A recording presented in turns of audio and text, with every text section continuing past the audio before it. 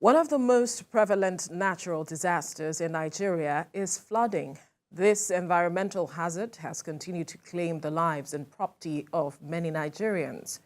The yearly release of water from the Lagdo Dam in Cameroon has been identified as one of the contributing factors to flooding in the country.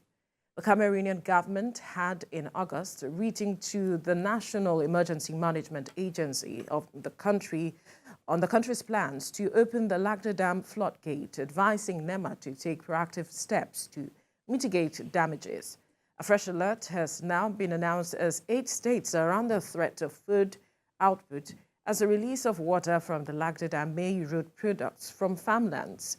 These states include Kogi, Kwara, Kebbi, Niger, Nasarawa, Benue, Adamawa, and Jos. But joining us in the studio is a food security expert, African farmer Mogaji. Good morning. Thank you for joining us. Thank you for having me. Now, let's even begin with what we saw. If last year, what we witnessed, we saw loss of farmlands, so many were washed away. And the question is, are we really learning lessons every year with regards to this matter of flooding to actually put in place measures that will address the matter of food security or insecurity, as the case may be, knowing that we have this matter of flooding every year? We're not planning, and we're not implementing plans that were in existence. So what do I mean by that? Each time there's a flood, you always find a committee put together to assess and recommend. And so we've been having this well over 10, 12 years. And so as simple as not allowing farmers farm around the floodplain areas where when they release water, they will be affected. As simple as that is, helping them to go upland to areas where the floods will not get to, that has not happened, over the years, irrespective of how devastating the floods have been. So we've not been planning, we've been writing documents, and we've not been implementing those documents. And this is not just a federal thing, it's mostly a state affair. It's the states that are affected directly, and you don't find these things in place. But there would be committees set up. And it's unfortunate that year in, year out, when you have these challenges, the farmers pay for it, but the farmers just have a little to pay for it. It's Nigerians generally. The percentage of people that buy more expensive food is more than the population in the states even affected by the flood. A crucial conversation that we mostly don't have is the disease that comes along with the flooding of the waters. The soil diseases, the eggs of a lot of all these pests and things that come into the country, that a year, 2 year, check, a year, 2 years after, there's always an incident of an outbreak of one thing or the other. We don't pay attention to all this, but all this is always highlighted in the documents. So the farmers lose, the citizens of the country pay expensive. Again, now the farmers will now have to face challenges of pests and diseases again. At the end of the day, it's still the citizens that pay for it. Well, unfortunately, the lake where the dam is situated, they said is a sort of source of potable water, irrigation of cotton, maize, millet, sorghum, animal fodder, grazing fields, and fishing, which is, to their own benefit. But, looking at it, from the perspective of the challenges it's going to bring to Nigeria, at least an estimated 700 billion naira in economic value was lost to damages caused by 2022 floods in the Nigeria's agricultural-related sector. Is there a way we can channel this to our own benefit? Well, unfortunately, there's none, because the water washes everything away. And that was why the original idea when they were building that dam was for Nigeria to build smaller dams. One particular big one to take double of that water, and to have other smaller dams that they would use those dams to engage in irrigation and fishing. So because we have not done that, there's nothing we can do. The water will keep washing everything away. and so there's nothing we can do. What we can do is actually small when it comes to taking advantage. So the waters will stay on these lands for a longer time. And I've seen this happen in Gombe. So what would happen is when the waters stop flowing and the water is supposed to now drain into the soil, farmers now plant. So when they plant, they don't need any form of irrigation again. The water, because the land has been the soil is oversaturated with water, they now plant in it. And so by the time that crop is being harvested, it doesn't need any form of irrigation. But the farmers, pay through their nose to do that. And they are also not leveraging all the available lands that they can farm on. So what should be happening is, we know we don't have the dams. There's nothing we can do. But can we leverage? Can we work with the farmers such that we have equipped them? They are also waiting for the waters to recede. And as it's receding, they go into their cultivation. They do mostly vegetables. But we're not even doing that. So it's a total loss that Nigeria embarks on every time there's flooding. And don't forget, this is just Lagdo Dam. Lagdo Dam. Lagdo Dam. The other predicted rain that is likely to still flood through the Keregoj Dam to Onyo, down south, that's still there. So we may say, we're not having heavy rainfalls. It's not heavy rainfalls that is a challenge. It's that you would have a 2 weeks rainfall fall in 2 hours. And so right now we're having a refreshing day saying, the rains are not falling. But if we have that intense rainfall, they have to quickly open the dams. So that already had been predicted. So if that happens, and you now have everything coming, it's still coming from the north, ending down. So you now have Benue and Kogi having more flood waters. Now it's going to affect an aspect of Kogi, Benue, not all of them. But if you now have this other part coming also from the northern part, then we have challenges. Don't forget, all these dams lead to each other. Yeah, that's right. Ikeregoj Dam in Oyo State, in Iseyin, is what floods Ogun. And the Sherry and Co. It is the Iseyin Dam, Ikeregoj Dam, that floods. And so that also takes water, And so what normally happens is if they open the dam, because I've operated, farms across that value chain, especially in the dry season. When they open Ikeregoj Dam, which is also in Iseyin, before it gets to the irrigation plots where we use, owned by government, takes a minimum of 8 to 14 days when they've opened the water. So in the same Iseyin local government, takes 8 to 14 days. So when we see the rainfall, we won't see that flood happen just like that. It's going to take some days. And unfortunately, the way it's looking like is at the harvest time across the country. So what that means is that, yes, the effort of farmers, investors is about to be flooded away. My goodness. Yeah. And is there a way they can talk to these areas concerned that they can hold on for harvesting to be done? So when they're done harvesting, then they can open the dam. Is it possible? It's not, because the pressure, if you go on this water, if you've been to like a Ikeregoj Dam, if you see this dam, the pressure, when you are hearing the sound of this water, if they don't release it and it bursts, just like what happened in Ukraine, it's going to be worse. Cameroon itself would have a big challenge. And so they also, for their national security and food security, have to release the water. So there are those who have also talked about perhaps dredging. Yes. Might be another way for us to go as a country. Is that something we should do? Yes, because when you dredge it, you are able to take more water. But that doesn't happen in 1 year. That doesn't happen in 6 months. So and most times the dredging really happens in the dry season when the water is low. So if we are going to dredge, it has to be from like December, end of November, December, January, February, March, moving forward. So that is not, the new administration just came in. So they're just going to review. So it's not looking like a 2023 conversation. But this can be done within the next 4 years. But as at now, we really need to leverage the river basins, the irrigation projects, encourage private sector to go into irrigation, push out more incentives so that people can plant a bit of upland. If not, food is expensive, but very soon it will really go up because the rice is gone. Because all these states are major rice producing states. Right.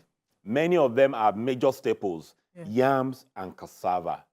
Benue and Kogi does a lot of that. Nasarawa.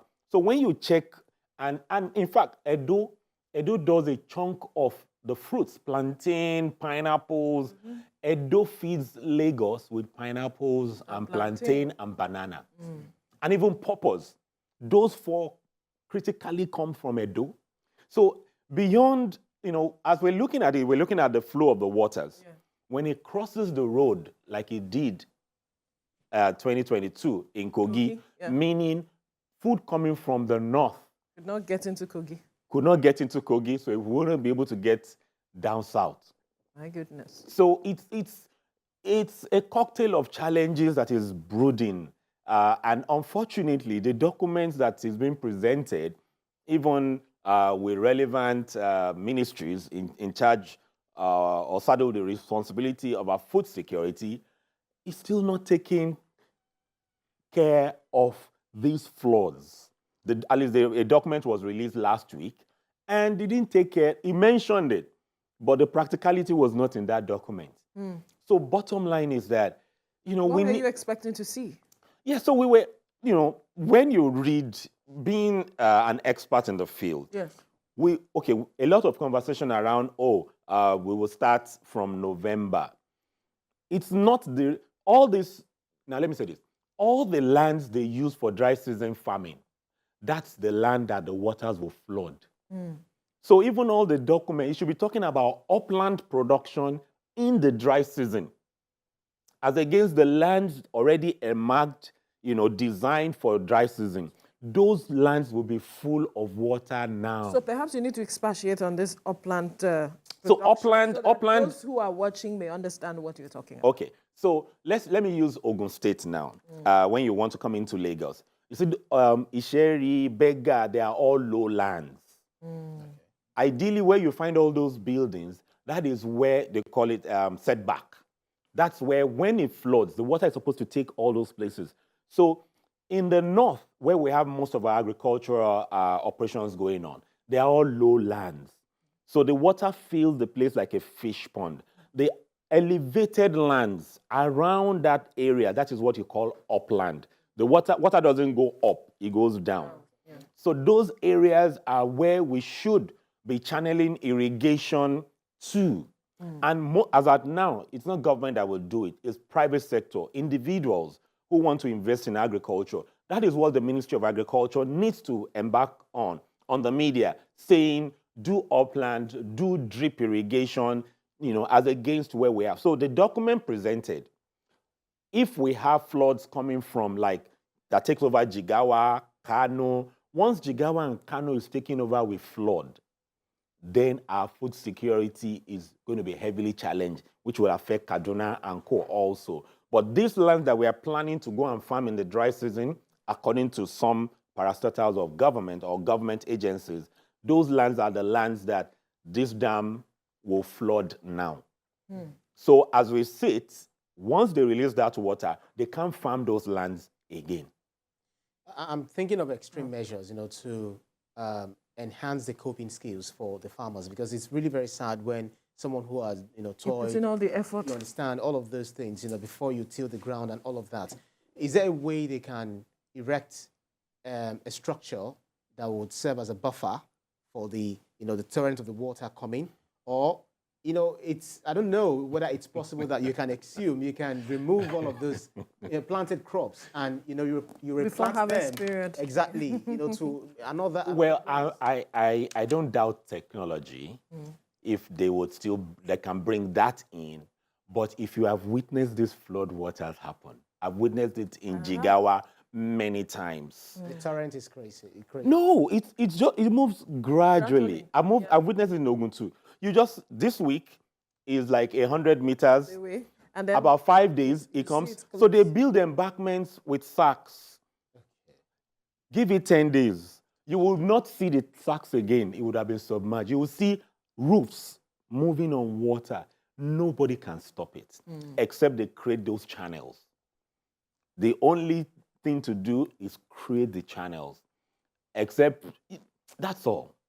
Because I've been around various countries also. I think I witnessed one recently. I'm not sure whether the one close to us here, maybe Agility or something. There's a dam close to us here. They've Yes, actually it's released from the water. Ogun. That water is from Ogun. Okay, so Yes, they so released it the water. floods And then, I Agility saw some of the towards the Ikorodu. water. Yeah. Exactly. So all of this, I don't know.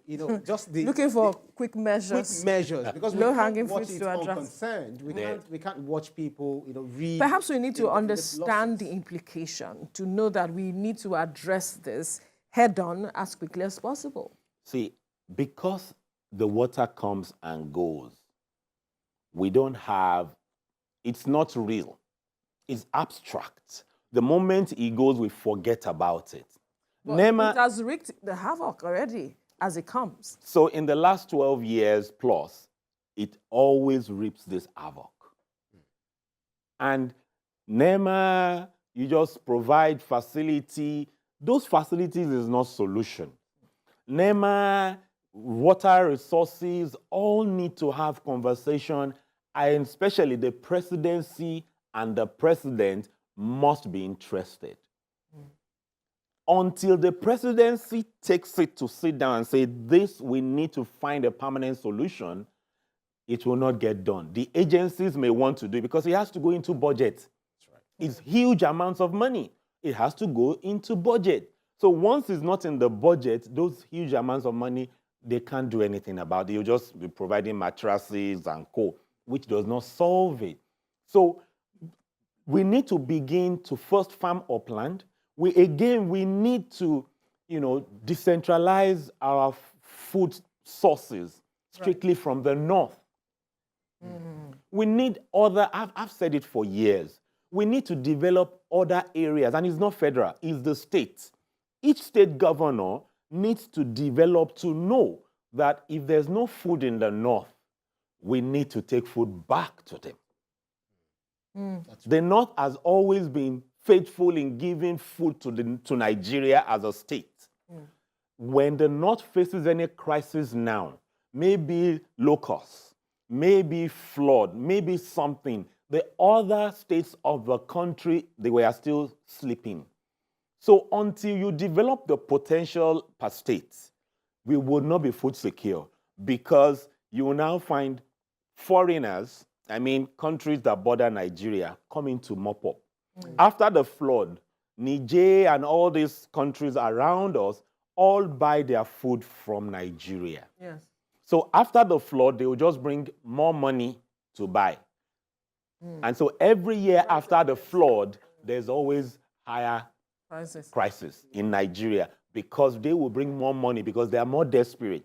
And we actually don't plan to increase our reserves. So because we did not plan our production to increase our reserves mostly are empty and we don't even have enough. We're not increasing the capacity.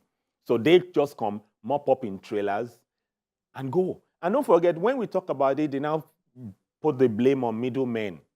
Middlemen are business owners. They take loans from bank at double digits. I must pay back. So instead of them warehousing and protecting Nigeria's interests, they will rather just make the money and move on. So we blacklist the middlemen instead of government to go fund them, give them facility, let them have more money, and so that they can dictate to them, we are giving you single digits, so you cannot sell. But we are not funding them, we are only pointing accusing fingers at them. So the middlemen are the ones that government needs to go and fund now. Fund them in a sustainable way, not go and dictate to them. Right. Perhaps maybe because the twin dam in Adamawa State, which is meant to contain the overflows, they call it Dasin, Hausa, and the other one. There must have been reports. There must have been maybe some monies allocated for, some funds allocated for, the dredging of this dam or building of these dams, maybe heads should roll. Maybe from there, they should do a lot of research into it, inquiries into it, why that hasn't been done. So if heads roll, do you feel that will solve the problem? No head will roll. See, the current administration is already faced with a lot of challenges. What was predicted is not what they met. I can tell you this, especially in the agricultural sector. What we've been hearing over the last 8 years, rice is available, this is available. They got into the office and discovered that nothing is there in terms of what is reported and recorded. So rolling of heads will distract them from even doing anything. What needs to be done, and I've said it a couple of times, is the river basins. When you say, oh, one river basin has 27,000 acres that can be used for dry season farming. They cannot use the 27,000 acres because they need to deseal some of the canals. Some of the pipes are not working. They should just go and find out how many hectares or acres can we use out of these 27 acres. If it is 10,000, they plan for the 10,000. I have said this and I'm saying it again, except you are an insider. The head of department now of, let's say, engineering was not in that office 20 years ago when they constructed some of these facilities. I can tell you, I witnessed one of these facilities. I won't mention. Instead of using a 12-inch pipe to take in water, they reduced it to 8-inch pipe. And so that was done 20 years ago. I lost about 8 million naira because we've planted just to release water and the water was not coming out. It was one of the artisans that I was taking care of the children's school fees that told me that, Oga, it cannot work because if they dig down, it's 8 instead of 12. Some people sold it.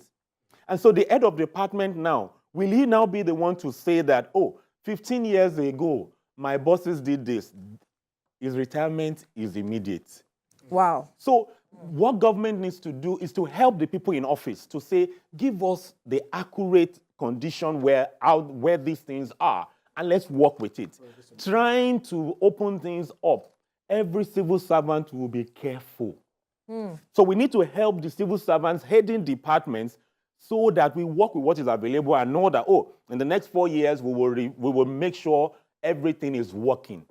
But no civil servants will give out information for its predecessors. It doesn't happen like that. Wow. So they may need to sit down with some of us to say, okay, this river basin, this is it. So we can plan. It's the planning. And states have a responsibility to handle. A majority of the responsibility. Right. We have to leave this conversation here now. We must thank you, African farmer Mogaji, food security expert, for your time on the program. Thank you for having me. Thank you so much.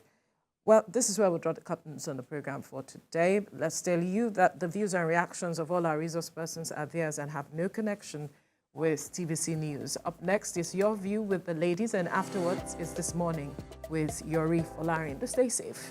Bye.